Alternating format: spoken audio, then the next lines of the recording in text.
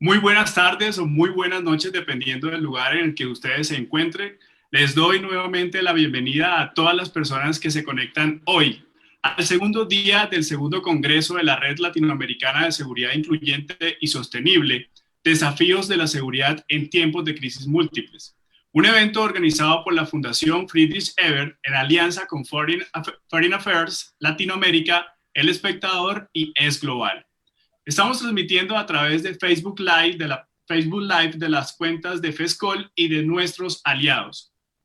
A quienes nos acompañan aquí en la sala de Zoom, quisiera recordarles nuevamente y reiterarles que contamos con la posibilidad de traducción simultánea al inglés y portugués. Se activa con el botón que se encuentra en la parte inferior del banner de opciones aquí en Zoom.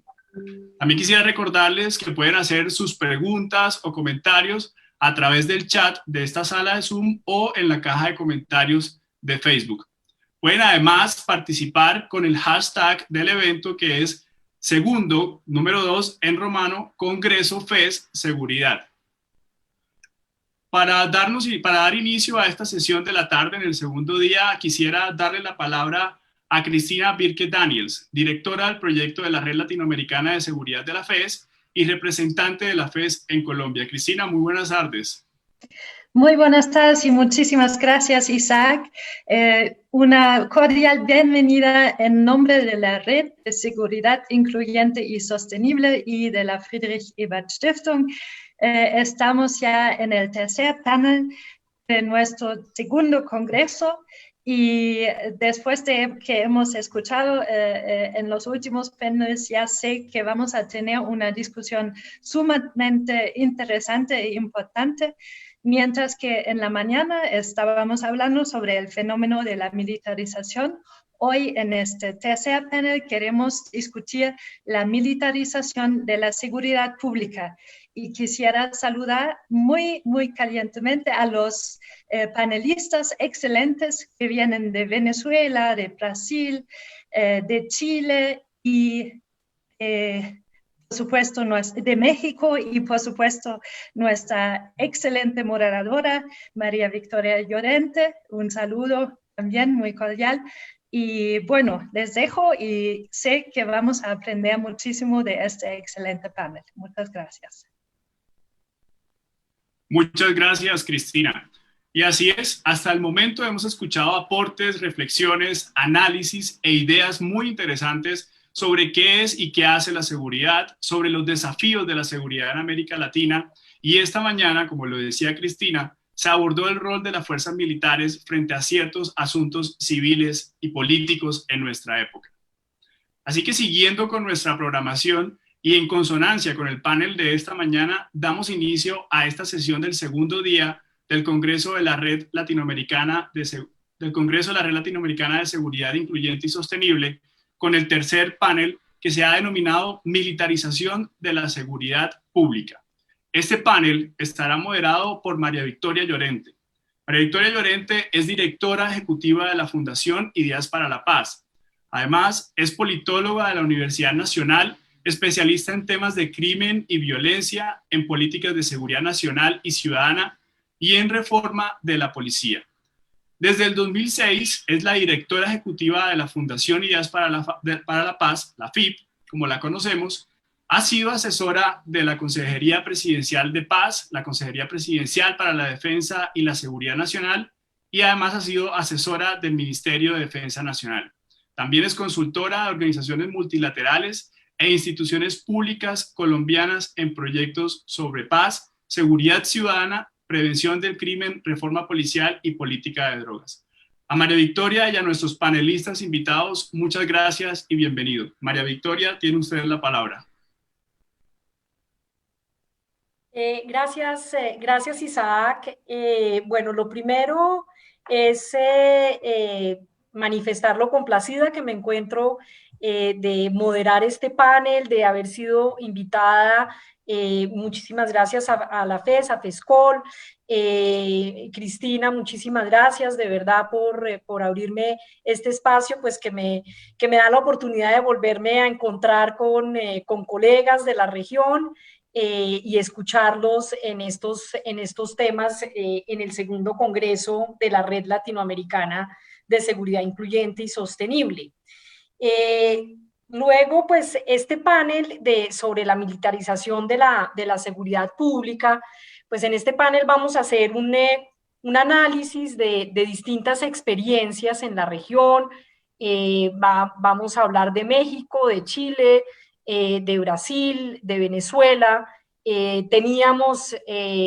Iba a acompañarnos el diputado Bernardo Arévalo de Guatemala, pero pues dada la situación dramática que llevó pues incluso al incendio del Congreso este fin de semana allá en Guatemala, él se ha excusado, pero aún así pues tenemos un panel de lujo en donde pues por un lado nos van a acompañar Lisa Sánchez, de México. Ella es directora general de México Unido contra la Delincuencia, que es una organización de la sociedad civil que tiene más de 20 años de experiencia en materia de seguridad ciudadana, justicia y política de drogas. Licia tiene una muy larga trayectoria asesorando organizaciones de la región y países en la región, incluido Colombia, en temas de seguridad, política de drogas, equidad de género, salud pública y participación política. También nos acompaña en este panel Eduardo Vergara. Eduardo es director ejecutivo de Chile 21, que es un muy reputado centro de pensamiento chileno, centro de pensamiento de ideas progresistas. Eduardo fue jefe de la División de Seguridad Pública del Ministerio del Interior en Chile y es director de una organización que se llama Lab Seguridad. También ha tenido importante trayectoria en los temas de drogas, fundó Asuntos del Sur y el Observatorio Latinoamericano de Políticas de Drogas y Seguridad Humana. Por otra parte, nos acompaña también Carolina Ricardo desde Brasil. Carolina es directora ejecutiva del reconocido Instituto Saudo Paz, que es una ONG que aporta a políticas públicas de seguridad y prevención de violencia. Tiene una importante trayectoria en el desarrollo de políticas locales de prevención del delito y de gestión para resultados en la seguridad pública. Y también Carolina pues ha participado en procesos de capacitación de personal policial y ha hecho investigaciones aplicadas sobre dinámicas de violencia y el uso de la fuerza. Ha sido consultora de seguridad pública de organismos multilaterales, Banco Mundial y el BID. Finalmente está con nosotros también Rocío San Miguel desde Venezuela. Ella actualmente es presidente de la ONG Control Ciudadano para la Seguridad, la Defensa y la Fuerza Armada Nacional. Rocío tiene una larga trayectoria en el sector público, en el sector de defensa, particularmente en Venezuela, hasta, si no estoy mal, hasta el 2004.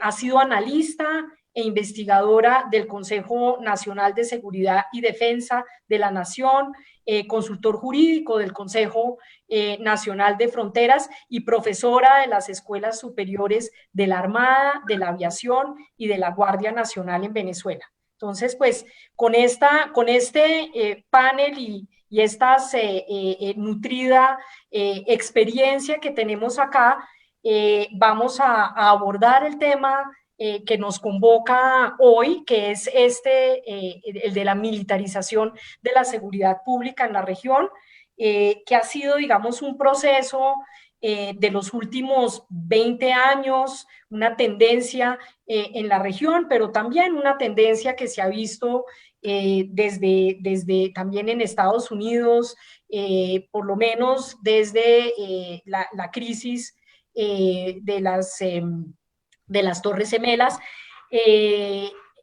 Hemos visto como este proceso en donde cada vez más se le dan espacio, se incrementa el espacio y el rol a las fuerzas militares, particularmente en los asuntos de seguridad, y se borran las fronteras entre la acción policial y la acción militar. En general, digamos, en la región esto ha tenido que ver particularmente con los desafíos que ha habido a la seguridad en la región. Esta es una de las regiones más violentas del planeta, con unos desafíos muy grandes en materia de crimen organizado y de narcotráfico, y frente a ello unas falencias muy importantes de los estados para mejorar la calidad del servicio policial, también para mejorar la calidad de la justicia,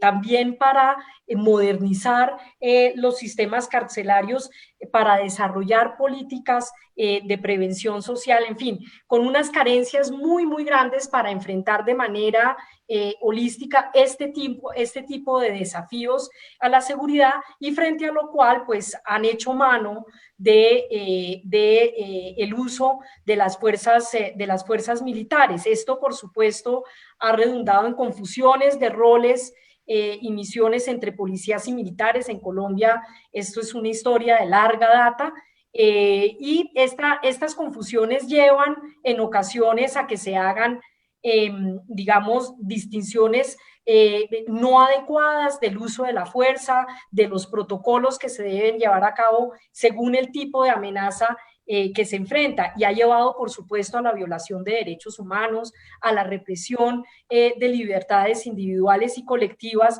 extralimitación de funciones de las fuerzas, e incluso a procesos de involucramiento de las fuerzas militares en corrupción, debido, digamos, como al contacto más cercano con este tipo de desafíos de crimen organizado en general.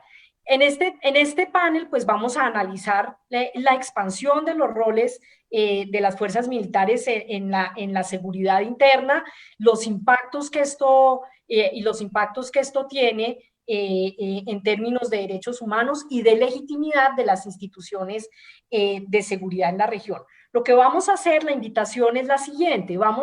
Primero voy a darle la palabra a cada uno de los panelistas para que en unos minutos hagan una introducción en donde básicamente nos pongamos como en la misma página de cuáles son los principales elementos del proceso de militarización de la seguridad en su país, nos den una breve introducción sobre esto, y luego vamos a retomar con unas preguntas acerca de los impactos y de las posibilidades de cambio de este estado de cosas.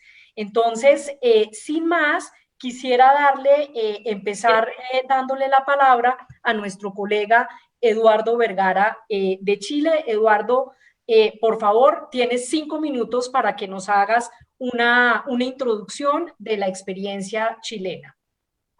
Bueno, muchas gracias por la invitación, y creo que lo pertinente es, bueno, una de las razones por las que estamos ahora a distancia y en video es obviamente por esta pandemia que ha sacudido al mundo, y creo que eso es primero que todo un elemento central en entender más bien cuáles son los procesos de aceleramiento que han ocurrido en la militarización de la seguridad pública, que en algunos países de América Latina era bastante tenue y bastante baja, y en otros más alto. Pero el caso chileno es particular porque tenemos nosotros 2 policías, estamos hablando de los cuerpos, de cierta manera, que por acción o omisión ejecutan la seguridad pública en un país donde en los últimos 30 años la seguridad pública se ha delegado a las policías, se ha entregado como un fierro caliente para que sean las policías las que ejecutan la seguridad pública y no los reales responsables, que son el poder ejecutivo, en este caso los gobiernos. Y lo particular es que esta delegación ocurre centralmente a Carabineros de Chile, que es una policía, que es nuestra policía uniformada, pero que además en su primer artículo de la ley que lo rige, dicho sea de paso, es regido por una ley orgánica constitucional, que es como la Constitución, ¿no es cierto?, muy difícil de cambiar, y de hecho que en Chile acabamos de aprobar un proceso para cambiarla, ¿no es cierto?, y en su primer artículo se define como una policía militar.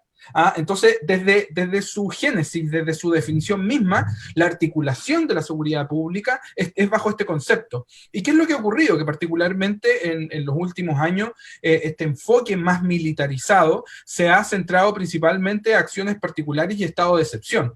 Pero es desde el 18 de octubre que se inicia este movimiento que es parido con el estallido social en Chile, en que las Fuerzas Armadas vuelven a tomar un rol bastante importante. Es más, los primeros indicios de este nuevo rol se ven un año antes, cuando el presidente Sebastián Piñera promulga un decreto que permite que las Fuerzas Armadas puedan participar directamente en la coordinación de la labor de las policías frente a el narcotráfico, ¿no es cierto? Y esta guerra contra las drogas muy importada en Chile, al ser un país que su realidad no se compara para nada con los otros países de América Latina, pero ha importado, ¿no es cierto?, lo peor de esa guerra. Entonces, con la firma de este decreto empieza una colaboración formal y real de las Fuerzas Armadas. Se inicia el estallido social y se instaura un estado de excepción constitucional donde las Fuerzas Armadas salen a la calle, estoy hablando de octubre del año pasado, y donde empiezan a adquirir diferentes roles, y roles que particularmente se basan en complementar la labor policial. ¿Qué es lo que vimos durante esos meses? Es que el mismo ejército, las mismas Fuerzas Armadas, públicamente fueron y no tuvieron empacho alguno en contradecir al presidente de la República, cuando el presidente de la República hablaba que existía un enemigo, ¿no es cierto?, y que teníamos que combatir ese enemigo, declarando una guerra. Fueron las mismas Fuerzas Armadas las que dieron un mejor ejemplo que las policías mismas en salir públicamente a decir que aquí el ejército chileno no estaba en guerra con nadie. Entonces eso marca también un antes y un después también en lo que empieza a suceder particularmente con Carabineros de Chile, que al encontrarse en el territorio mano a mano con las Fuerzas Armadas, empieza a endurecer sus procedimientos. Y ocurre lo que ustedes también al tanto, que empezamos una época de meses donde ocurren graves violaciones a los derechos humanos, donde ocurre grave y profunda brutalidad policial y, en consecuencia, la evaluación y legitimidad de las policías y particularmente Carabineros de Chile empieza a decaer. Pero cuando llega la pandemia, y creo que este es un fenómeno que tenemos que analizar en toda América Latina, las Fuerzas Armadas que ya tienen, ¿no es cierto?, este estado de excepción constitucional que les permite operar y que les permite, además, en los estados de excepción constitucional bajo una emergencia, las Fuerzas Armadas toman el control de las regiones, ¿no es cierto?, les permite operar de otra manera. Entonces lo que empezamos a ver durante este periodo hasta el día de hoy es una participación de las Fuerzas Armadas que ha permitido que estén en un segundo nivel en algunas acciones, pero en primera línea en otras acciones, pero que ha empujado a que la práctica policial, ejecutora principal de la seguridad pública y la seguridad ciudadana en Chile, se empieza a acercar en sus prácticas a el rol que ha cumplido las Fuerzas Armadas. Y eso se ve principalmente porque además existe no solamente un clamor político, porque en algunos sectores, ¿no es cierto?, entren con mayor fuerza las Fuerzas Armadas, como es en la Araucanía, una región del sur de Chile, sino que también en territorios que están tomados por, entre comillas, o al menos en el discurso público, se esgrime que están tomados por el narcotráfico. Entonces, raya para la suma en los 10 segundos que me quedan, creo que tanto el fenómeno del estallido social, pero particularmente la pandemia, ha dado un segundo aire a la militarización de la seguridad pública, y hoy en día, y lo triste, y con esto cierro, es que gran parte de los países de América Latina, nuestros gobernantes, presidentas y presidentas, no saben volver a gobernar sin los estados de excepción constitucional, sin tener y poder contar con las Fuerzas Armadas en la calle. Entonces, el gran desafío es qué va a pasar cuando se terminen esos estados de excepción y cuando las militares ya no estén en la calle, cómo va a ser ese retorno. Y en algunos casos vemos que va a ser bastante imposible que ese retorno exista y podemos estar frente al riesgo que la presencia militar en algunos países se mantenga. Bueno, muchas gracias, Eduardo. Le doy la palabra ahora a Carolina Ricardo. Bueno, buenas tardes. Un gusto estar acá con ustedes. Bueno, perdón por mi portuñol, voy a hacer un esfuerzo grande para me hacer entender en este idioma. Y bueno, cuando pensaba qué aspectos traer sobre la militarización en Brasil, yo hice una elección de algunos puntos que me parecen muy importantes.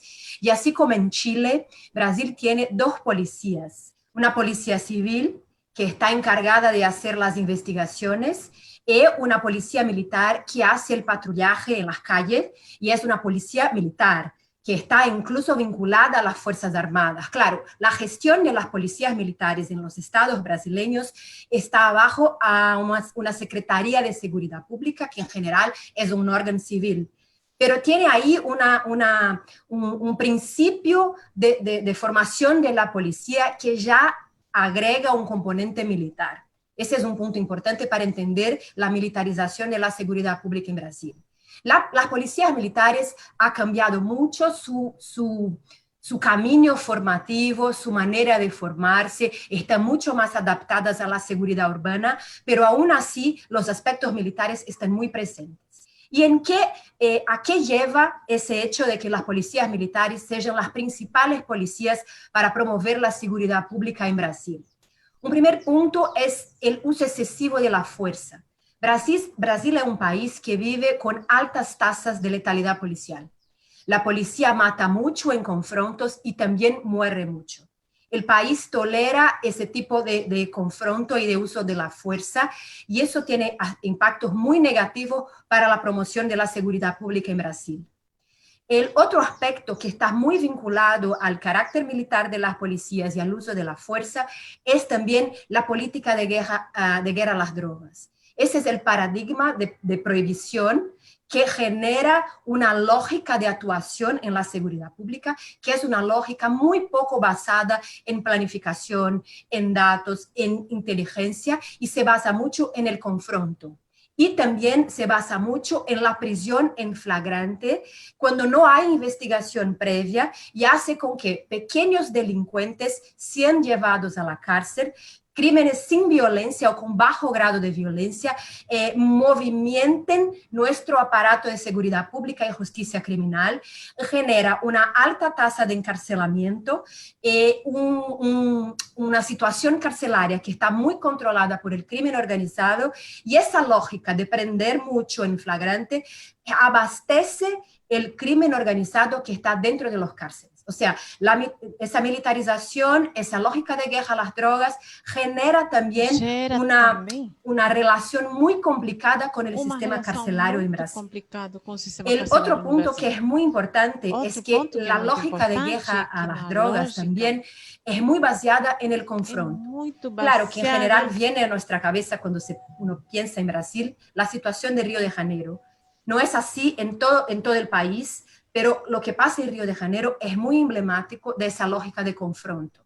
O sea, los operativos policiales con una lógica militar de invasión y de confronto en las comunidades genera otra vez el uso de la fuerza y una cantidad de muertes de civiles muy altas en Brasil. Entonces, la consecuencia de la militarización es muy, muy concreta, generando muertes de muchos inocentes en Brasil. Otro punto que es importante de mencionar es que también, un poco como ha mencionado Eduardo, hace unos años Brasil ha empezado a utilizar un operativo que se llama Garantía de la Ley y del Orden, GLO. ¿Qué son este tipo de operativo? Son las Fuerzas Armadas deslocadas para actuar en situaciones de violencia urbana. Por ejemplo, cuando hubo un paro de policías militares en un estado brasileño, Espíritu Santo, hubo un caos social en aquel momento y las operaciones de garantía de ley y del orden fueron alocadas para trabajar y producir seguridad en aquel momento. Cuando hubo el Mundial en Brasil, también hubo ese direccionamiento de parte de Fuerzas Armadas para hacer la seguridad pública en las calles. Esto es una relación muy compleja porque una vez que la propia existencia de la policía militar genera una frontera muy borrada entre fuerzas militares y seguridad urbana, cuando se pone militares en operaciones de garantía de ley y del orden, esa frontera se queda todavía mucho más borrada y mucho menos clara, ¿no? Entonces, eso es algo que el gobierno ha lanzado mano. Y ya termino. Y por fin, un último aspecto que no es tanto de militarización, pero Brasil está viviendo una situación que es la securitización de la política. Hemos visto en los últimos años una alta participación de policías como candidatos a alcaldes, a legisladores, y es claro que ahí está una lógica de militarización de la política con agendas de seguridad pública en una lógica del control y de la represión, no tanto de prevención, que está también entrando en la política. O sea, es un aspecto importante de lo que está pasando en Brasil. Entonces, para empezar, eran esos los puntos que yo quería destacar. Muchas gracias, Carolina, y muy queridos que están siguiendo el tiempo para que todos podamos hablar. Bueno, le doy la palabra ahorita a Rocío. Por favor, Rocío, sigue. Muchísimas gracias.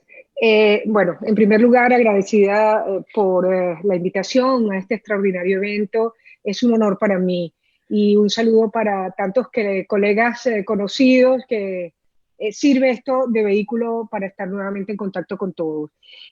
Determinar los principales elementos del proceso de militarización de la seguridad en Venezuela pasa, a mi modo de ver, por recordar un hecho fundamental que ha ocurrido especialmente en los últimos 20 años y que queda distinguido con el concepto del modelo pretoriano del ejercicio del poder, en el que lo militar en sí mismo es cogobierno. Para que tengamos una idea, actualmente los militares en Venezuela tienen una participación del 27% en el gabinete ejecutivo del gobierno, habiendo llegado en años como el 2017, hace apenas 3 años, a una participación casi del 50% de ministros en el gabinete. Esa concepción de cogobierno, de modelo pretoriano del ejercicio del poder, creo que es un signo distintivo que se proyecta hacia muchas facetas de las políticas públicas y, por supuesto, al ejercicio de las políticas de seguridad ciudadana. Una lástima, por cierto, pues el modelo constitucional de una novísima constitución diseñada en 1999, aprobada además con un respaldo mayoritario del pueblo venezolano, concebía precisamente la promesa de la desmilitarización de la seguridad ciudadana, pues en el pasado eso fue un estigma permanentemente señalado de mecanismo de violación de derechos humanos y se había ofrecido esa esperanza como un modelo de reivindicación social, pero también de una ejecución más transparente y eficaz quizá de el diseño del funcionamiento de las políticas, de las policías en general en Venezuela. Ese diseño, como ustedes saben, del ejercicio pretoriano del poder, significa que en Venezuela el 30% de los gobernadores de los estados provienen del mundo militar, quienes reproducen dentro de las gobernaciones el modelo de la gestión policial de corte militar. Los militares dirigen los servicios de inteligencia. Es decir, hay toda una estructura que permite o ha permitido ir cooptando aquellos espacios de la gestión de la seguridad ciudadana. Hoy en día incluso la Policía Nacional Bolivariana es dirigida por un militar, la rectoría se ejerce por la almirante que dirige el Ministerio de Relaciones Interiores, pero además crece exponencialmente esta Policía Nacional Bolivariana con jurisdicción en todo el país, en 8 ámbitos verdaderamente enormes de competencia cada vez más militarizada, de orden público, de patrullaje, de drogas, antidrogas, de investigación penal y de un muy temible grupo de acciones especiales conocido como el FAIS. Sin duda, otro de los elementos distintivos que han proyectado esta militarización ha sido el de la concepción de la existencia de un enemigo interno que hay que combatir, además alimentado con un acento en esos cuerpos policiales y ya no solo en los cuerpos militares, sino el de la partidización política de las Fuerzas Armadas, pero también de las policías. Un modelo muy peligroso, defensivo territorial, que ha sido diseñado, por cierto, este año con una nueva reforma a la Ley Orgánica de la Fuerza Armada Nacional, donde además aparece ya impreso en blanco y negro el de la llamada Unión Cívico-Militar Policial, que es la construcción en definitiva de una idea de sociedad obediente, disciplinada, subordinada, bajo los principios del modelo pretoriano en definitiva. Sin duda, cuando analizamos estos elementos perversos en los que ha derivado la gestión de la seguridad ciudadana en Venezuela, el acento militar es una impronta imborrable que lamentablemente ha dejado huellas dramáticas en materia de derechos humanos, que será la segunda fase de nuestra intervención.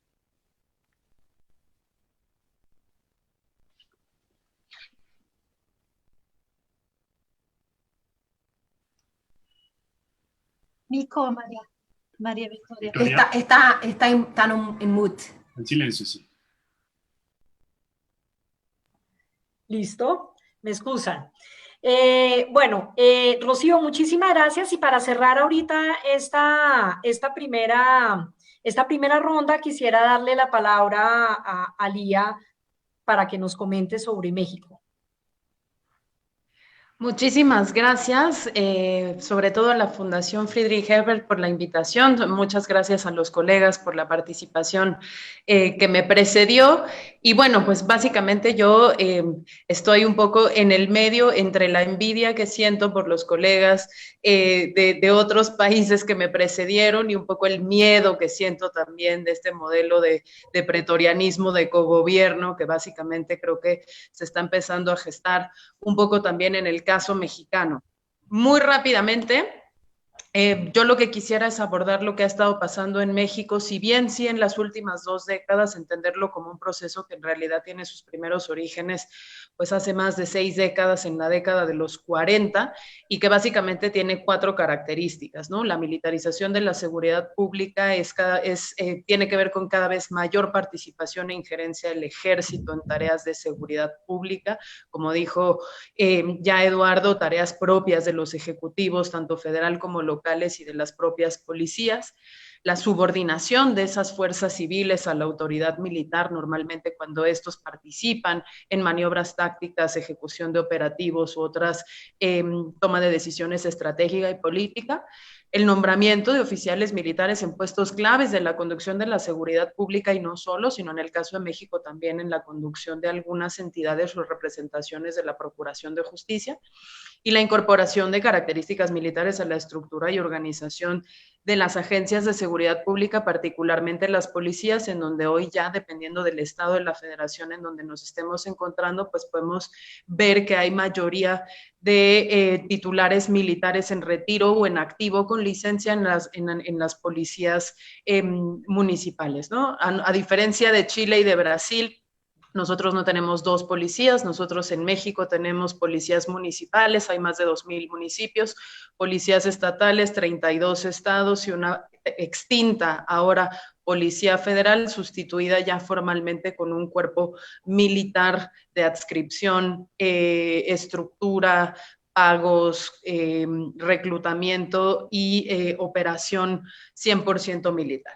Pero ¿cómo ha sido esta evolución de la militarización de la seguridad pública en México? Bueno, grosso modo, desde la década de los 40 hasta bien entrados los 90, los militares sin marco jurídico empezaron a ser utilizados en operativos y acciones antidrogas, cuando formalmente México abandona el tema de drogas como un tema de salud y lo pasa formalmente al tema de seguridad. Ahí entran las Fuerzas Armadas en auxilio de los civiles, sobre todo en materia de erradicación manual de cultivos declarados ilícitos.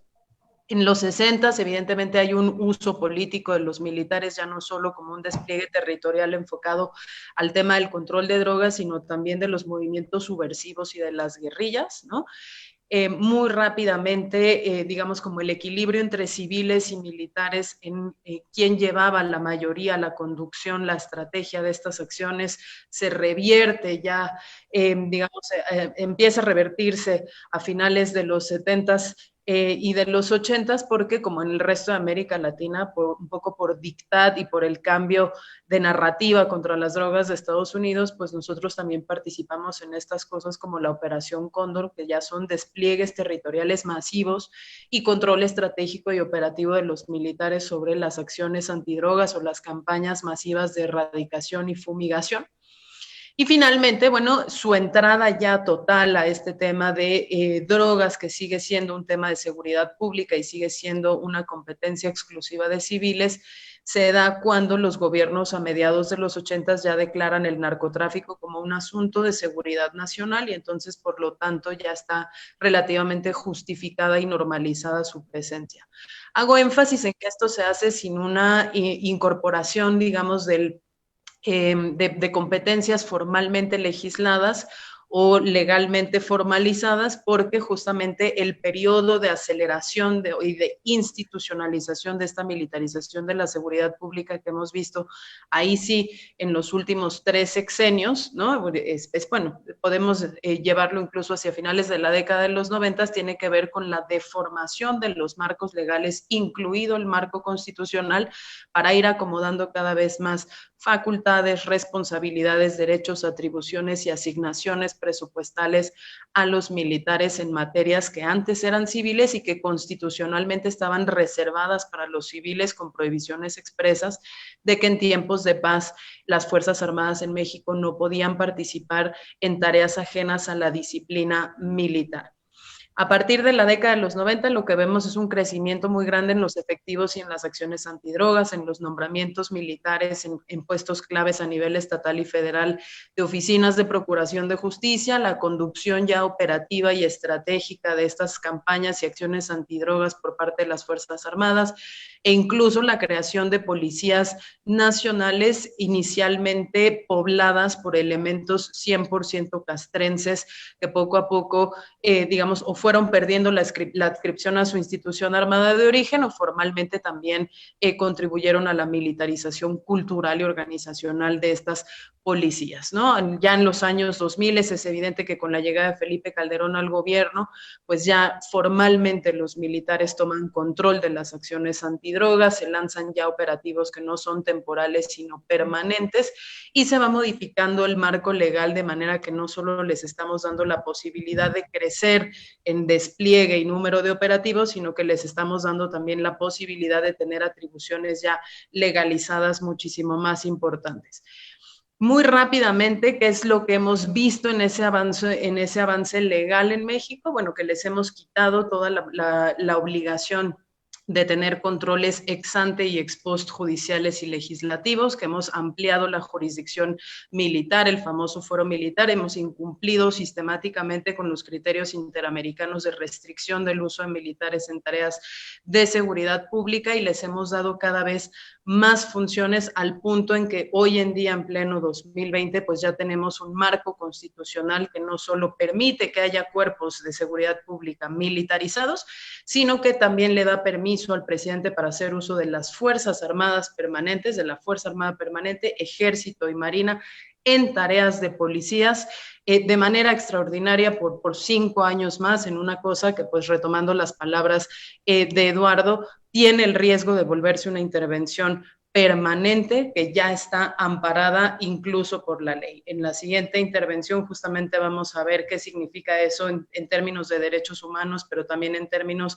de arquitectura institucional y coherencia legal, y cuáles han sido también los resultados que este proceso de militarización de la seguridad pública ha tenido en incidencia delictiva y en violencia, que en el caso mexicano es muy evidente que a mayor uso de policías también hay mayor violencia letal y una explosión muy grande de homicidios. Aquí la dejaría y nos esperamos a la siguiente ronda para el tema de impactos.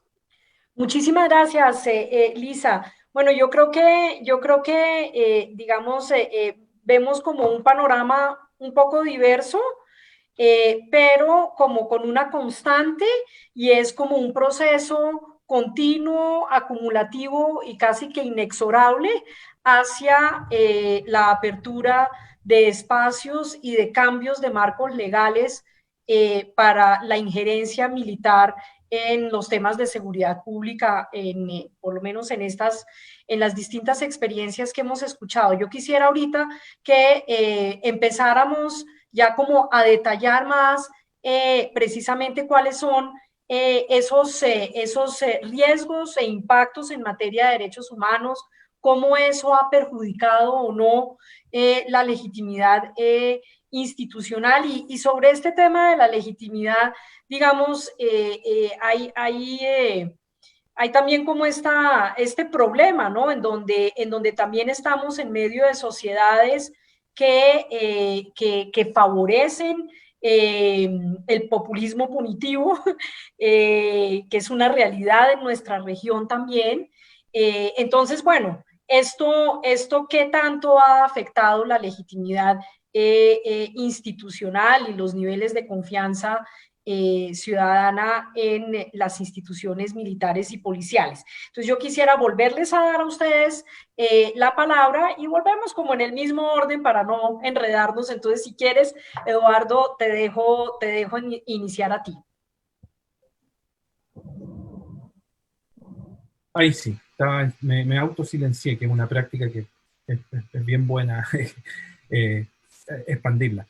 Mira, yo creo que en términos generales lo que estamos viendo acá es que hay muchos elementos en común, y que creo que debería ser nuestra preocupación, más que nada una preocupación además política respecto a lo que se viene. Y creo que el primer punto en común es que es este camino de cierta manera de no retorno. Yo creo que aquí hay hartos colegas que están participando o que nos están escuchando que son colombianos, ¿no es cierto? Y ahí yo creo que hay un muy buen ejemplo de cómo ciertas prácticas policiales han evolucionado en el tiempo por ciertas demandas y muchas veces han tratado como de retroceder y volver a este perfil ciudadano, ¿no es cierto?, de las policías, o que las policías se desmilitaricen, ¿no es cierto?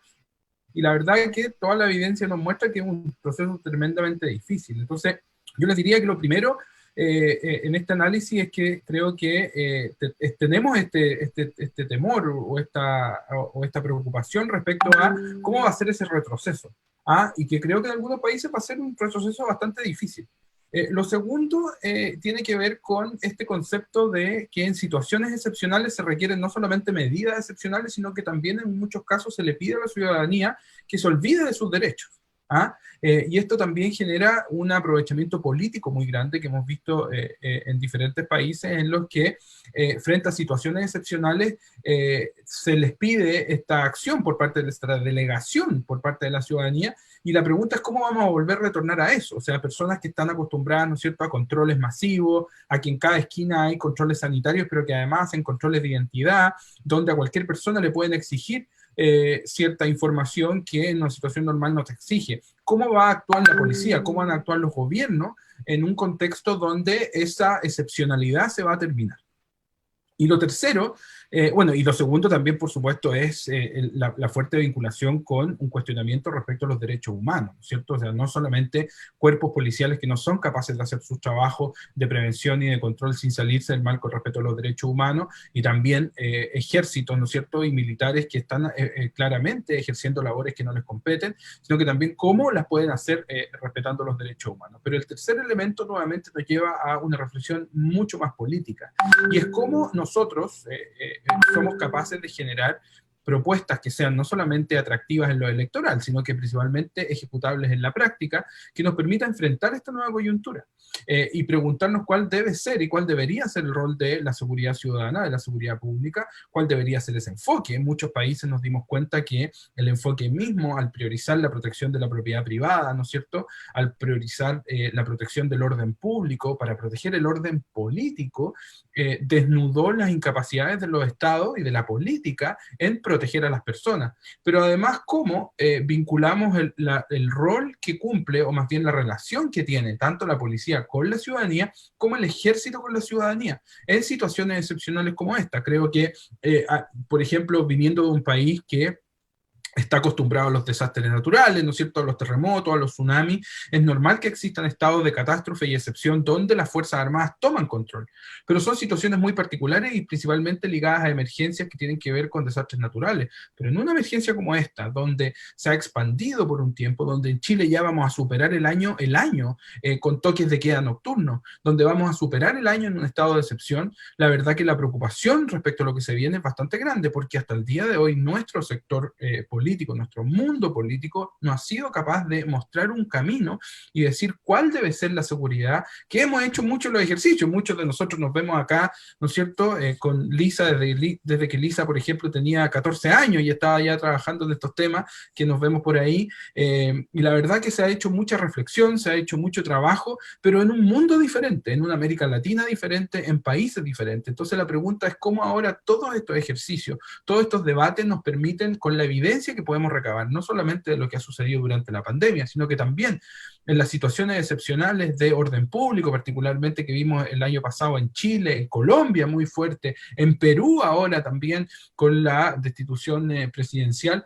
¿Cómo entendemos esa dinámica de seguridad ciudadana con nuevos desafíos, ¿no es cierto?, en un nuevo contexto, y cuál debería ser el rol y el relato político? No hay hojas de ruta claras, no hay coraje para llevar adelante estos temas, y la verdad que nuestro sector en general lo que se dedica es a criticar las políticas que no le gustan, de represión y mano dura, pero hasta el día de hoy no existe la capacidad de mostrar un camino, no existe una capacidad de mostrar un camino sobre la regulación de las drogas.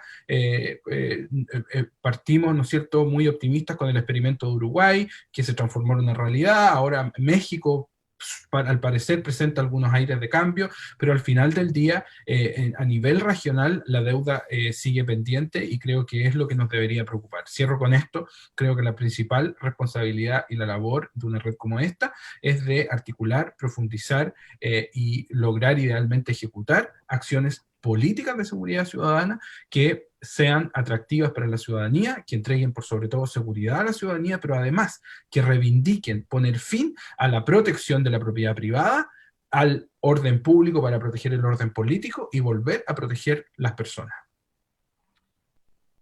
Eduardo, muchas gracias.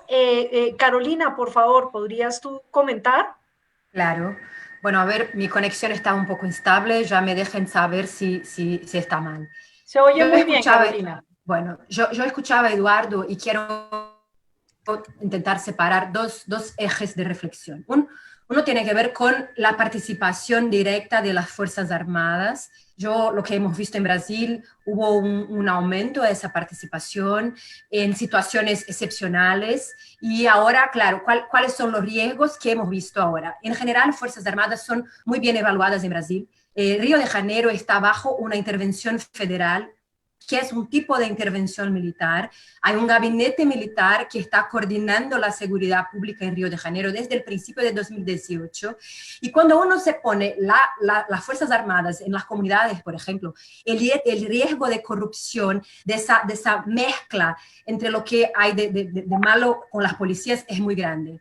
Entonces hay un riesgo, además de la violencia y de la letalidad policial que yo ya les había mencionado, hay también un riesgo de pérdida de legitimidad y de esa mezcla que es negativa para lo que hay de bueno en las Fuerzas Armadas. Eso es un punto importante que es necesario monitorear cuando se mezcla con fuerza en las Fuerzas Armadas en situaciones excepcionales. Carolina, un segundo, es que tengo una anotación acá en el chat que dice que no te están escuchando. Pero ya están escuchándola, Carolina. Yo te escucho divinamente.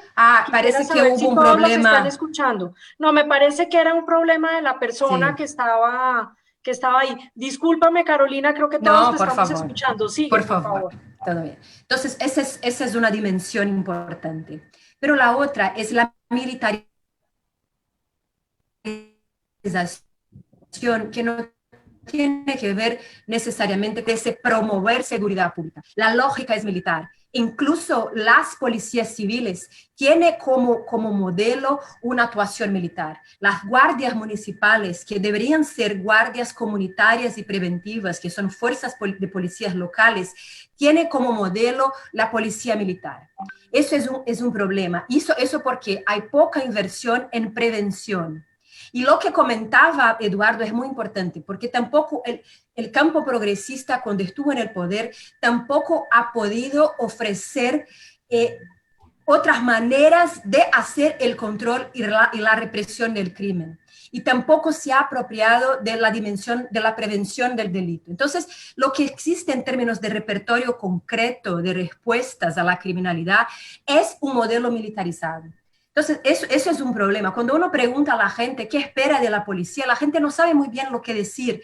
Sabe que no quiere una policía violenta de repente, pero tampoco sabe decir qué es una policía eficiente para combatir el crimen.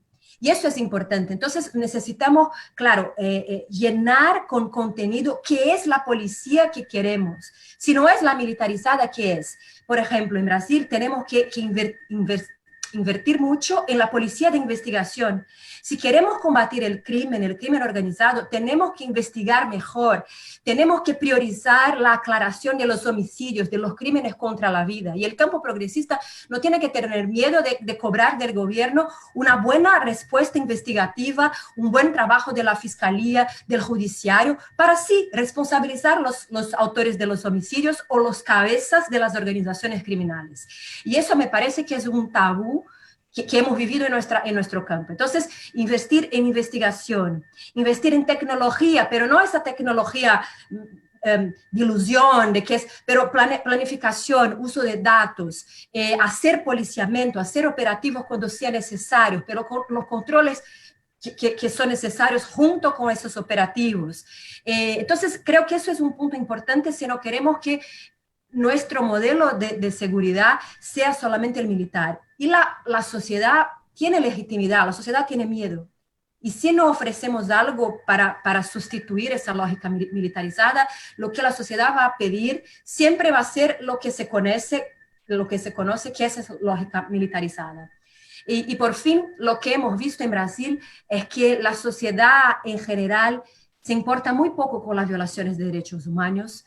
En Brasil tenemos un problema muy serio que es la dimensión racial. El racismo estructural es muy fuerte y las personas que son víctimas de las violaciones son las personas consideradas desechables. Entonces, también es muy importante hacer un trabajo un poco más profundo, incluso con las fuerzas de seguridad, para discutir el tema del racial profile, que es muy importante en nuestra forma militarizada de hacer seguridad pública. Creo que ese es un tema que ha ganado mucha fuerza en el mundo. En el Brasil, el central para sostener esa lógica militarizada que hemos vivido y que también sostiene la violación de los derechos humanos, que tampoco moviliza la opinión pública.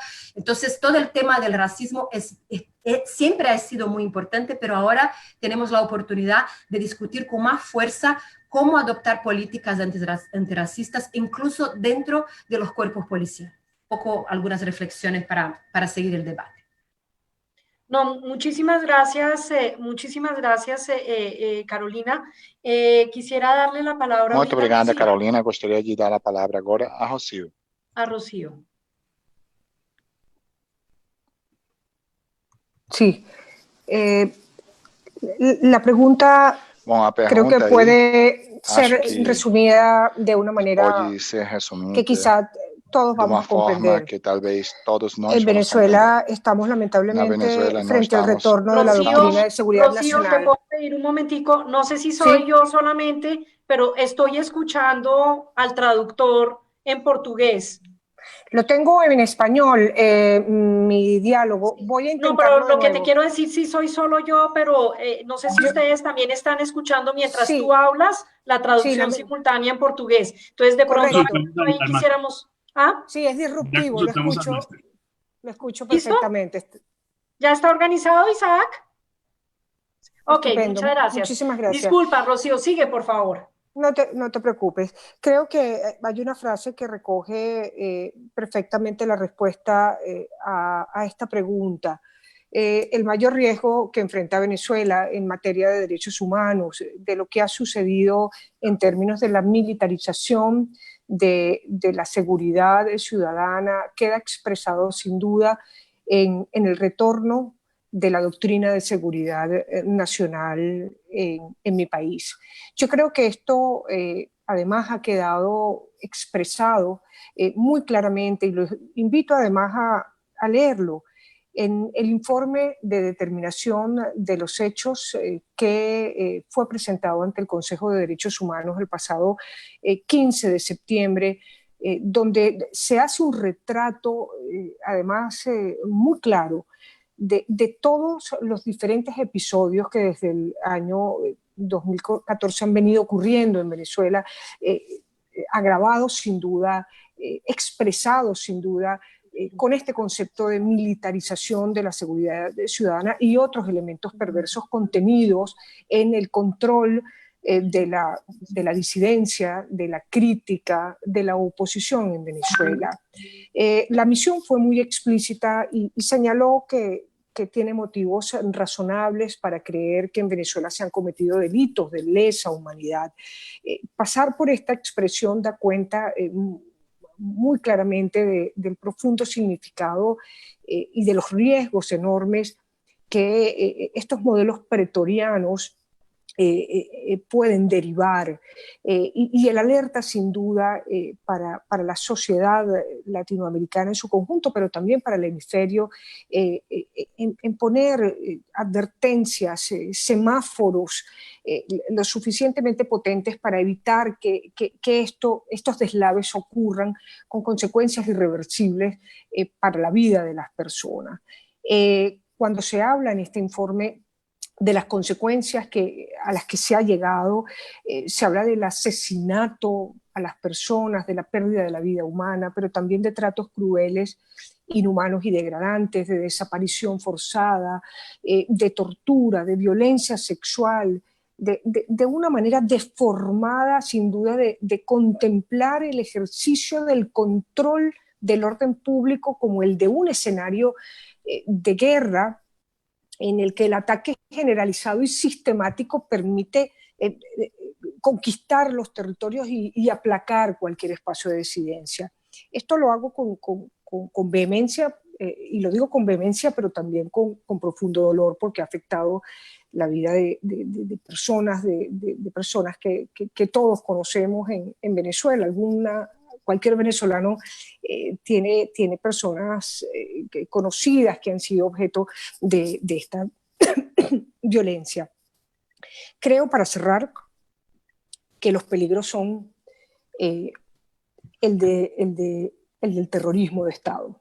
Es decir, cuando lo militar se ejerce en un espacio sin control, en el tiempo infinito, sin posibilidades de auditoría, de rendición de cuentas, de control democrático, ocurren episodios a los que no podemos permitirnos regresar o transitar en el hemisferio. Rocío, muchas gracias por tus palabras, realmente muy preocupante. Bueno, quisiera darle ahorita la palabra para cerrar. Lisa, por favor. Muchísimas gracias. Bueno, pues para seguir alegrando el panorama en términos de impactos negativos de la militarización de la seguridad pública en México, yo creo que podemos contar por lo menos 4. Uno es el tema de la deformación legal, institucional y del mismísimo orden de gobierno, porque la militarización ha servido como una excusa centralizadora e intervencionista para la toma de decisión en materia de seguridad pública de estados y municipios, ¿no? Violando justamente el orden constitucional que dice que esa responsabilidad de seguridad pública es una responsabilidad de los 3 órdenes de gobierno, pero de ninguna manera en un ámbito de subordinación, sino de coordinación. La segunda cosa es que evidentemente ha introducido en la ley de formaciones importantes donde hoy ya la definición de seguridad pública está atravesada por elementos de seguridad interior que nunca han sido bien definidos y también por elementos de seguridad nacional, donde parecería que en todos los operativos y las colaboraciones que se hacen entre Fuerzas Armadas y autoridades civiles y los 3 órdenes de gobiernos pues están más bien atravesados por salvaguardar los bienes y la integridad de la nación, pero no así de las personas. y eso también atraviesa la posibilidad de que hayamos mermado cada vez más las garantías procesales y los derechos humanos en la persecución del delito, en particular en aquellas áreas en donde se ha autorizado la intervención militar, como la delincuencia organizada, donde hemos incluso pasado reformas constitucionales para permitir que se den las detenciones sin presentación ante la autoridad ministerial, la prisión preventiva oficiosa, el arraigo, que es la presentación incluso sin cargos, y la posibilidad de que los militares presenten al imputado no en el lugar en donde lo detienen, sino en el lugar que les dé la gana, con plazos incluso mayores, interrumpiendo su derecho a la comunicación y a la asistencia jurídica. Esos regímenes de excepción que no son formalmente los regímenes de excepción a los que estamos acostumbrados, porque en México no está reglamentada la suspensión de garantías, pues más bien son ley que permiten hoy en día un mayor uso de la arbitrariedad y el uso de la fuerza por las fuerzas del orden. Y particularmente es fácil para las Fuerzas Armadas abstraerse de lo que ya decía la colega Rocío, que es cualquier tipo de control judicial, administrativo, legislativo o esfuerzo de fiscalización terciarizado o de obligación de transparencia y de rendición de cuentas.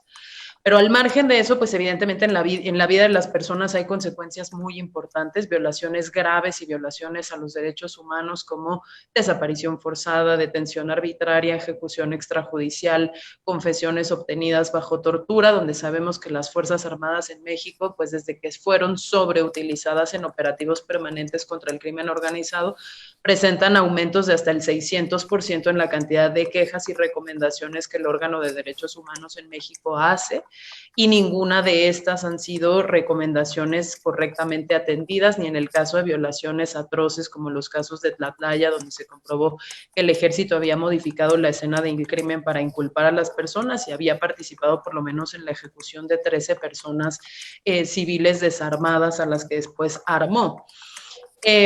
Tercero, tiene que ver justo con lo que decíamos, ¿no? La mayor utilización de militares en tareas de seguridad pública no significa una reducción sostenida ni significativa de las tasas de victimización o de incidencia delictiva, por lo menos eso no lo demuestra el caso mexicano, y sí el aumento en el conflicto interno y la letalidad de ese conflicto, porque los bandos en oposición se arman y compiten entre sí por el uso de esa letalidad, dejando en el medio pues a la sociedad victimizada, con mucho miedo, con mucha inseguridad y además con una creciente convicción de que la única salida es la mayor utilización de militares y no así la apuesta por una vía civil donde justamente las policías y las fiscalías y los gobernantes, los titulares de los ejecutivos, ejerzan sus responsabilidades constitucionales.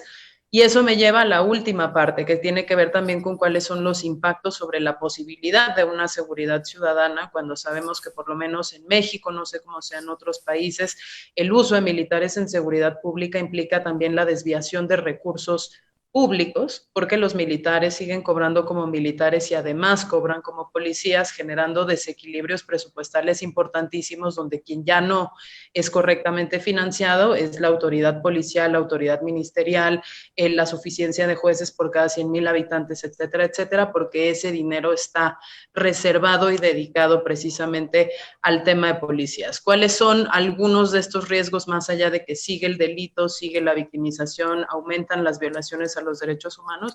Bueno, que las funciones o las atribuciones que se le han dado en México no paran en la seguridad pública, sino que se extienden a otras áreas del gobierno civil, y hoy en día ya tenemos un ejército que además de estar a cargo de toda la seguridad pública, digamos a nivel federal, tiene funciones como combate a otros delitos como el robo de combustible, la custodia de ductos e instalaciones estratégicas energéticas, la distribución de cualquier cantidad de bienes públicos, desde libros de texto hasta gasolinas, el resguardo fronterizo, la detención de migrantes, la construcción de infraestructura pública, ya sean trenes, aeropuertos o sucursales de bancos públicos, la vigilancia de programas sociales y entregas de ayudas económicas, y con la pandemia, como bien apuntaba Eduardo al principio de este panel, pues también la participación en la gestión de los servicios hospitalarios y la seguridad de los trabajadores de la sanidad, ¿no? Entonces, el riesgo es que esta lógica, evidentemente, pues es expansiva.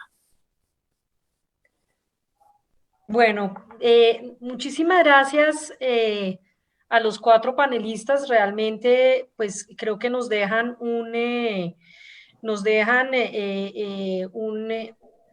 sinsabor de que aquí estamos ante una situación inexorable.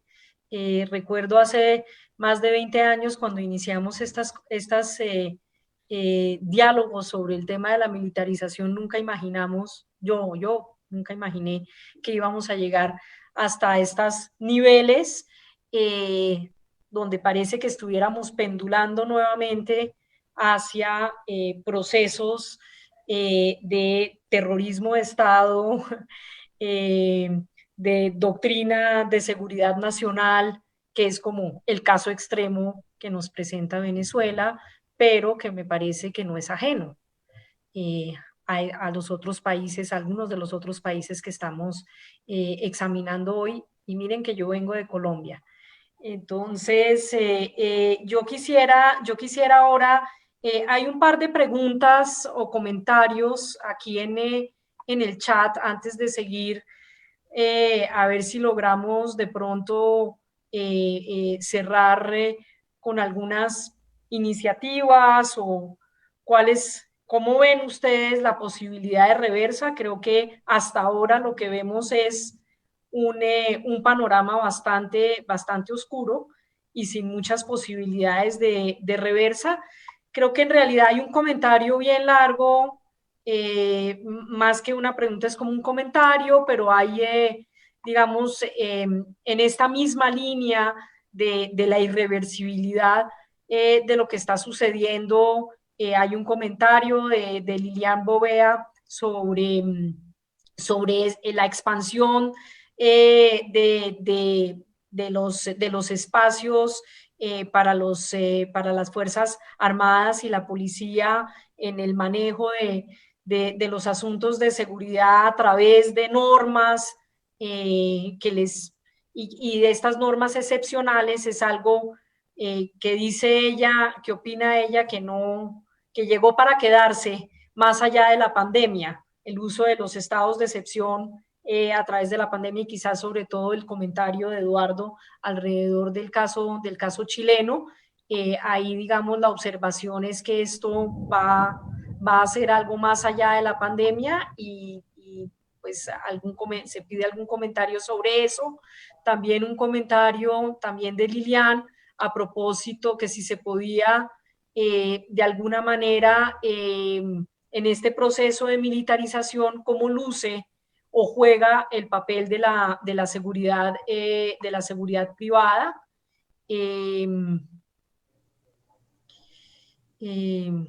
Sí. Y luego seguridad mundial.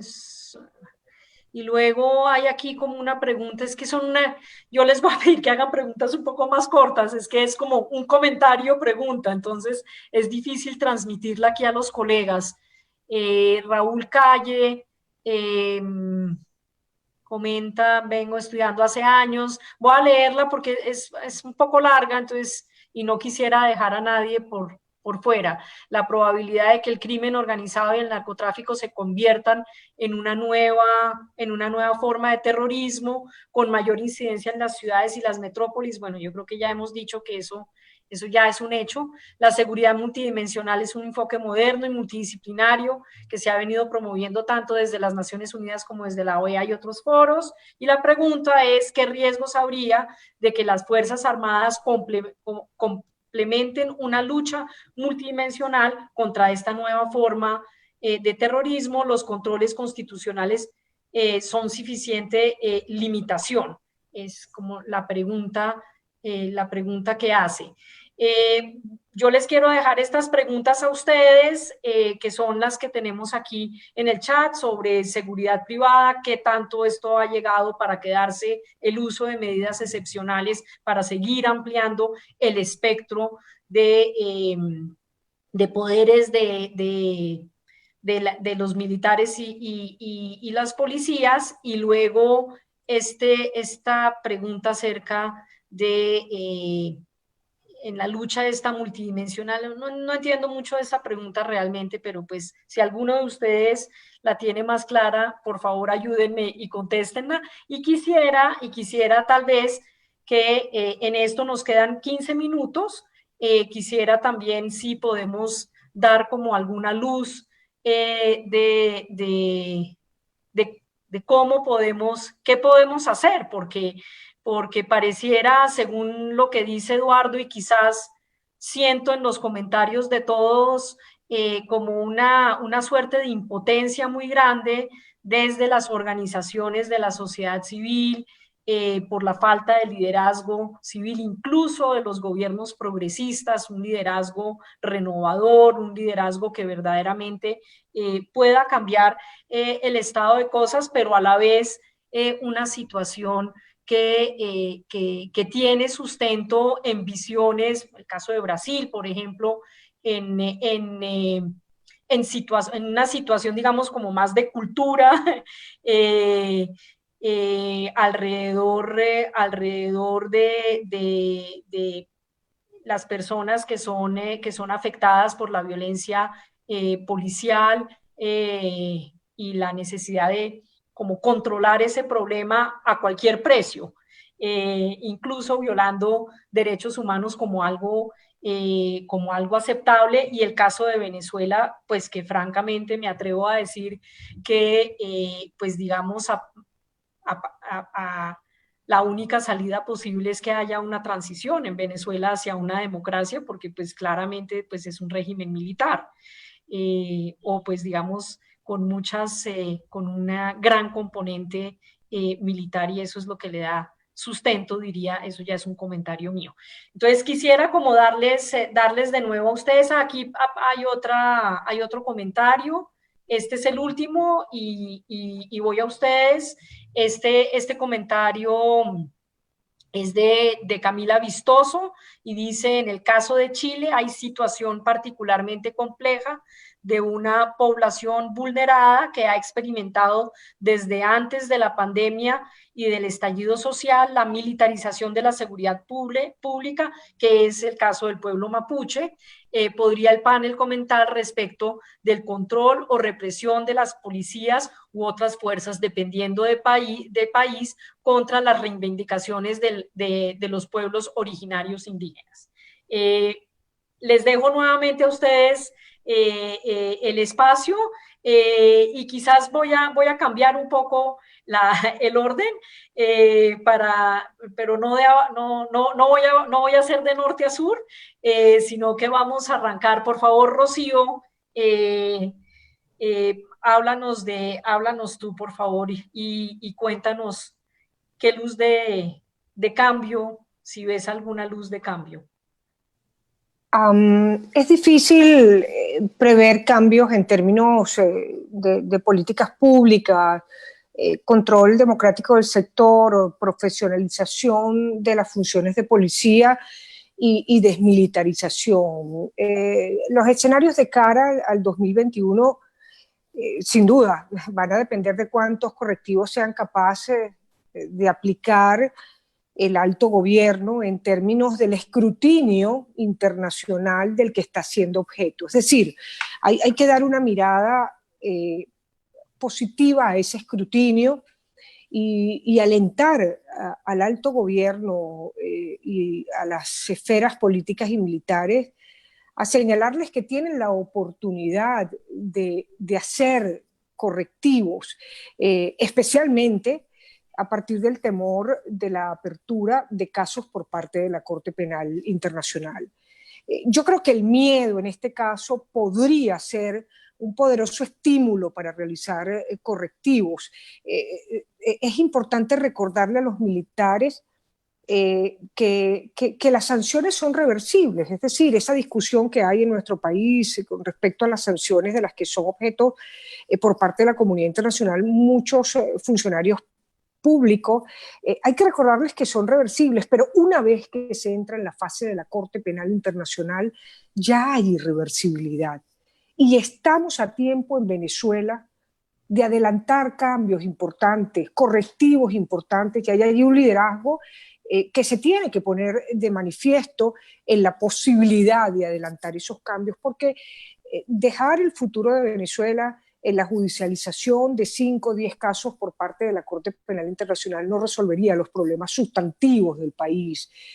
Los problemas sustantivos del país tienen que resolverse por los venezolanos, con un mayor compromiso de la sociedad civil, de la academia, en profundizar en el conocimiento y discusión de los temas de seguridad ciudadana, en profesionalizar a los parlamentarios para que puedan ejercer un eficaz control democrático de temas tan técnicos y tan especializados como lo son los temas de seguridad, de defensa, de Fuerza Armada Nacional. Siempre quiero ver el vaso lleno de agua y apelar incluso al relevo generacional, que en el caso venezolano tiene una impronta muy interesante. La cúspide de la pirámide militar en Venezuela es joven, son en su mayoría los generales y almirantes que dirigen esta institución, personas que no pasan el más antiguo al mando de operaciones de 56 años. Y hay allí un relevo generacional que es una huella importante que abre esperanza para entender que pueden hacerse cambios. Y por último, creo que la extensión por 2 años más del mandato de la Misión Internacional de Determinación de los Hechos puede aportar un cauce importante de acompañamientos, de miradas que advierten dónde están los errores y dónde hay que rectificar, pero también la presencia de la Oficina de la Alta Comisionada para los Derechos Humanos en Venezuela está haciendo un diálogo permanente, silente, en muchos casos confidencial con el Estado venezolano, pero que permite, esperamos, auditar aspectos claves que pongan el acento en lo estructural para que efectivamente se produzcan cambios. Y por último, siempre llamar a desanclar estos temas de la partidización política. Es decir, estos son temas tan técnicos, tan importantes para la sociedad, que tienen que profesionalizarse desde los liderazgos políticos, desde los liderazgos sociales, pero también desde los liderazgos económicos y, por supuesto, militares del país. Con esto termino. Gracias, Rocío. Yo solamente quisiera hacerte una pequeña pregunta sobre eso. Medio segundo, por favor. ¿Qué tanto queda de la tradición de la cual tú hiciste parte, ¿sí? Digamos, de esta tradición que existió en Venezuela de tener, digamos, unos civiles entrenados, con conocimiento, en temas de seguridad y alrededor de, ¿qué tanto queda de eso? O digamos, ya de eso ya no hay prácticamente nada. Siempre apelo a lo positivo de la condición humana. Venezuela en general es un país joven que tiene gente muy valiosa aún en la administración pública, nacional, estatal y municipal. Se han cometido muchísimos errores, pero con buenos planes, buenos líderes, con control democrático y con una profesionalización del seguimiento de los temas claves para mejorar un país, creo que se pueden adelantar rutas de éxito para Venezuela. Bueno, muchas gracias, Rocío.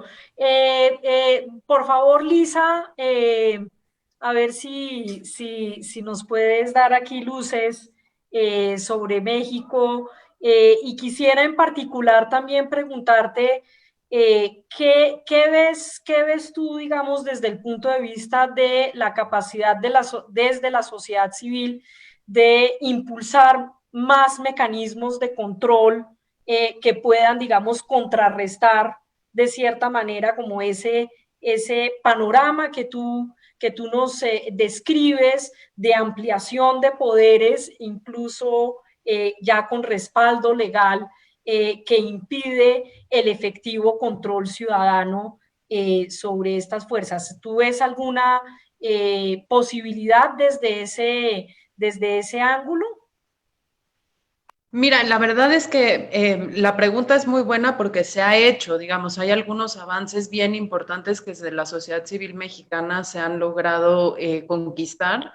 Uno de ellos fue justamente desde digamos, 2016 a 2018, el propio colectivo de Seguridad Sin Guerra, que aglomeraba más de 180 organizaciones y académicos individuales, logró, por ejemplo, tirar una cosa que se llamó la Ley de Seguridad Interior, que era justamente legalizar la presencia de operativos permanentes de Fuerzas Armadas en tareas tan disímiles como el control del crimen organizado hasta la prevención del delito común. Eso se llevó a la Suprema Corte de Justicia y la Suprema Corte de Justicia abrogó la ley completa, ¿no? La derogó.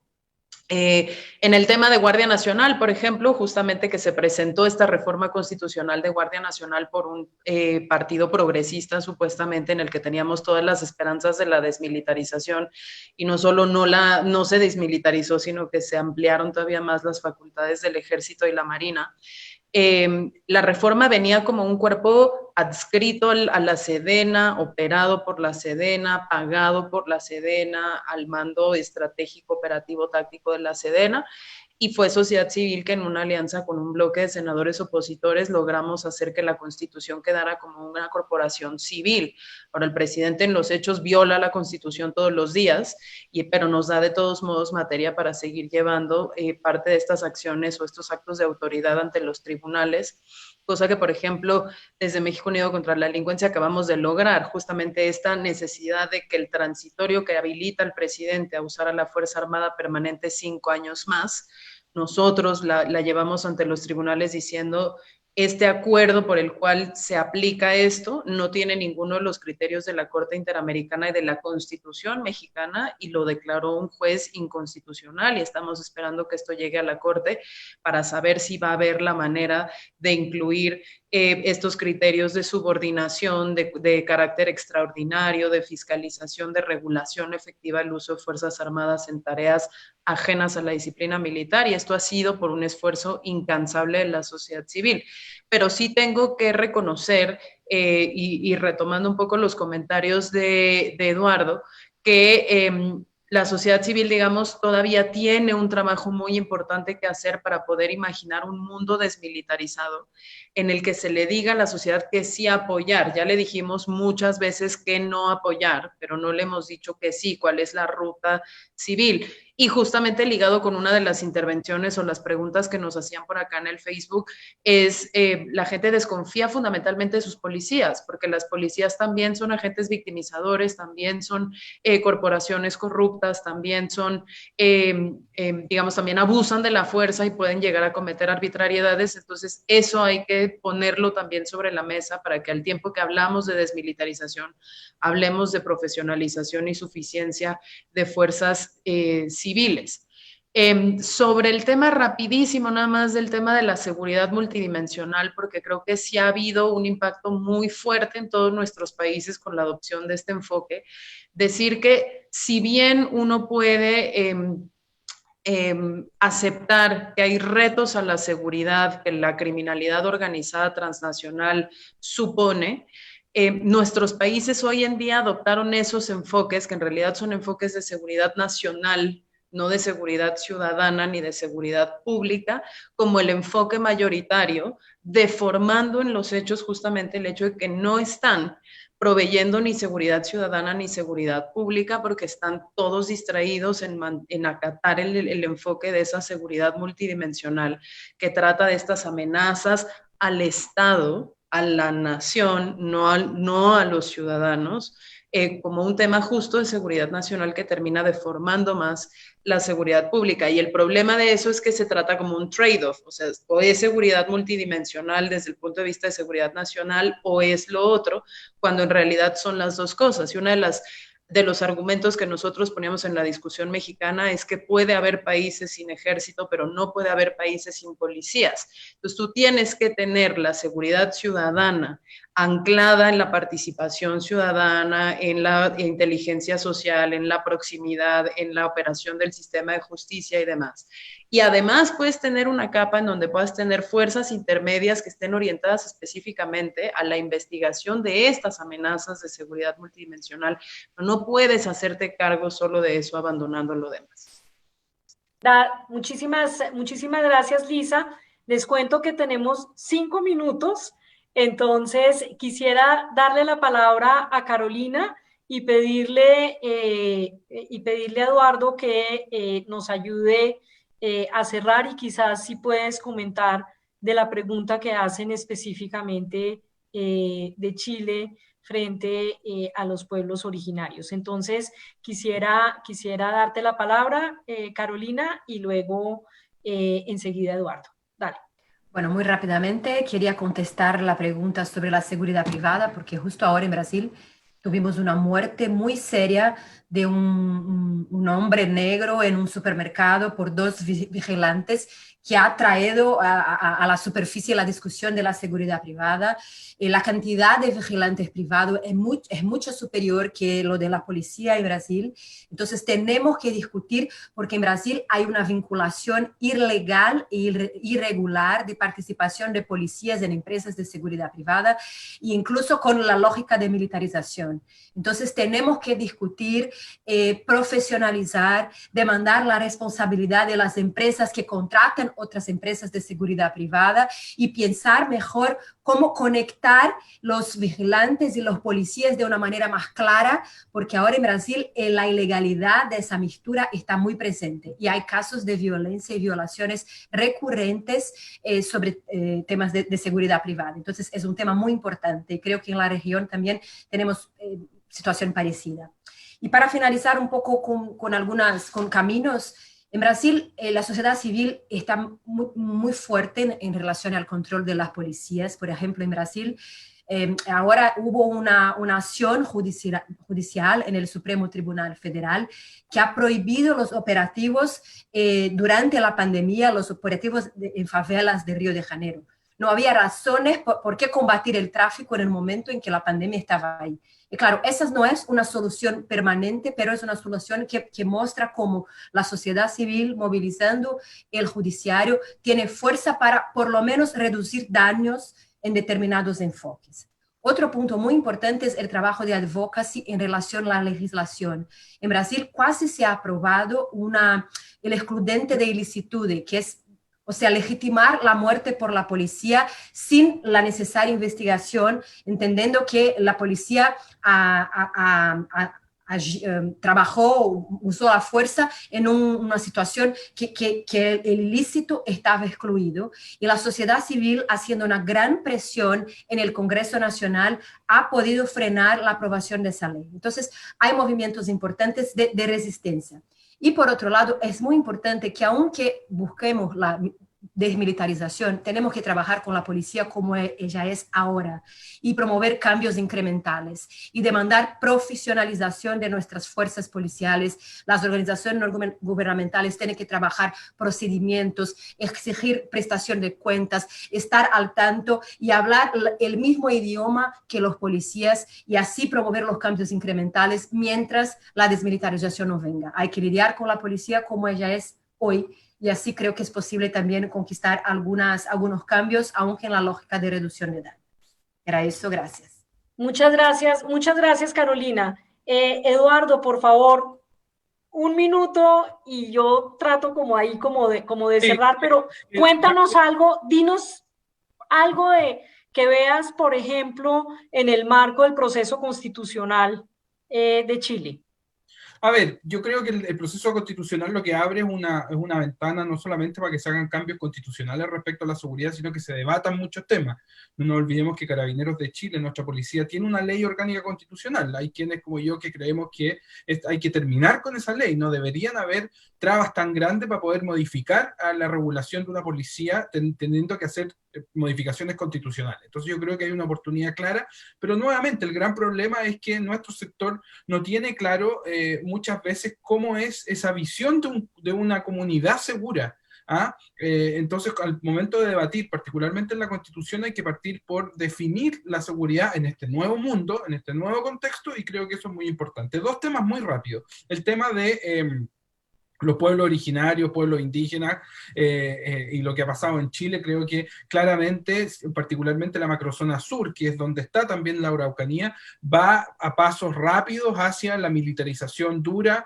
Los sectores más duros de la derecha han pedido que los militares se mantengan abiertamente después del fin de la pandemia y del proceso, perdón, del tiempo de excepción constitucional. Y lo último, y con esto cierro, gran tema, hay que avanzar mucho en el desafío de la seguridad privada. Eso lo estamos dejando que el mercado lo regule. Es un negocio donde la inseguridad es el negocio. Vender inseguridad vende seguridad privada, pero también hay un lado positivo, que es que si mejoramos las regulaciones de seguridad privada, tenemos que entrar a otro elemento que es muy central, que es que muchas labores hoy no tienen por qué estar siendo hechas por nuestras policías, menos los militares, y una seguridad privada profesional es un complemento a la seguridad privada, a la seguridad pública, y una seguridad privada con una regulación, una seguridad privada que entienda su labor, puede ser muy beneficiosa para los desafíos de seguridad que tenemos en América Latina. Muchísimas gracias, Eduardo. Yo simplemente quiero agradecerles a ustedes. Yo creo que tuvimos un panel muy rico. Creo que me voy con unas ideas básicas alrededor de gran semáforo rojo. Esto ha sido un proceso incremental y claramente puede continuar. Hay una esperanza en la sociedad civil, en el litigio estratégico. Hace falta sin duda liderazgos políticos que le den claridad a la ciudadanía sobre que se pueden tener otras formas distintas de seguridad que verdaderamente los protejan. Y creo que en el caso venezolano la esperanza está puesta en su gente, por un lado, pero también en que la comunidad internacional continúe presionando para que se dé una transición democrática en Venezuela, y que Venezuela pueda recobrar su espacio hacia la democracia. Creo que con esto cerramos, nos pasamos 3 minutos, y agradezco mucho a todos los que participaron e hicieron comentarios y preguntaron en este panel. Muchísimas gracias a todos. Y sobre todo, muchísimas gracias a nuestra moderadora. Muchísimas gracias por estar tan activa, tan dinámica, y también tener siempre este aspecto técnico en mente, que no es nada fácil. Creo que han sido reflexiones fantásticas y muy, muy importantes. Y ahí seguimos con el trabajo. Muchas gracias. Hasta luego. Adiós. Muchísimas gracias. Gracias. Un gusto. Chao. Gracias. Muchas gracias por esas palabras de cierre, Cristina. Muy bien, como hemos visto, se ha dado una expansión de los roles de los cuerpos de seguridad en diferentes ámbitos, incluso hasta el sanitario, en varios países de la región, evidenciándose su impacto en la violación de derechos humanos y en la legitimidad de las instituciones de seguridad en varios países. Muchas gracias a María Victoria Llorente y a nuestras panelistas, Rocío San Miguel, Lisa Sánchez, Carolina Ricardo y Eduardo Vergara, que participaron en el tercer panel Militarización de la Seguridad Pública, en el marco del segundo Congreso de la Red Latinoamericana de Seguridad Incluyente y Sostenible, Desafíos de la Seguridad en Tiempos de Crisis Múltiples, organizado por la Fundación Friedrich Ebert en alianza con Foreign Affairs Latinoamérica, El Espectador y Es Global. Muchas gracias a quienes estuvieron conectados y nos acompañaron tanto en la sala de Zoom como en el Facebook Live. Y así pues damos por finalizada la jornada del segundo día de el segundo Congreso de la Red Latinoamericana de Seguridad Incluyente y Sostenible. Nos vemos mañana con el panel 4, Situación Política y Violencia e Inseguridad en la Región, a las 9 de la mañana, hora Colombia. Muy buenas noches desde Bogotá y muy buenas tardes. Hasta luego.